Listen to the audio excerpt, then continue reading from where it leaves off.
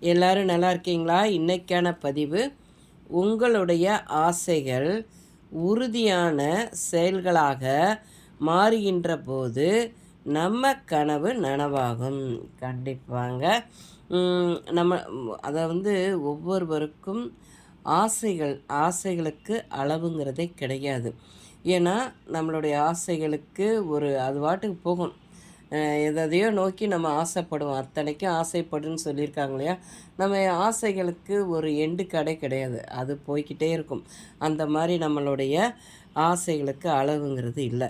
நம்ம நம்ம எதை நோக்கி பயணம் பண்ணுறோமோ, எதை அடையணும்னு சொல்லி முயற்சி பண்ணிக்கிறோமோ, அதில் நம்ம உறுதியான தன்னம்பிக்கையோடு, மன உறுதியோடு அதை அதை நம்ம அதை ஒரு செயல்களாக அதை ஒரு செயலாக நம்ம மாற்றும்போது கண்டிப்பாக நம்ம நினைக்கிறது நம்மளுடைய கனவு நனவாகும். பார்த்துக்கோங்க.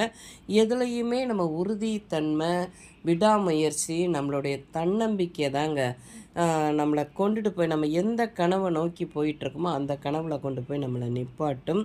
அதை நம்ம அப்துல் கலாம் ஐயா சொன்ன மாதிரி, தூக்கத்தில் காண்பதில்ல கனவு, நம்ம விழித்து கொண்டு காண்கிற கனவு தான் நம்மளுடைய கனவு, வாழ்க்கையோட அந்த கனவு. பார்த்துக்கோங்க. அதனால் நம்ம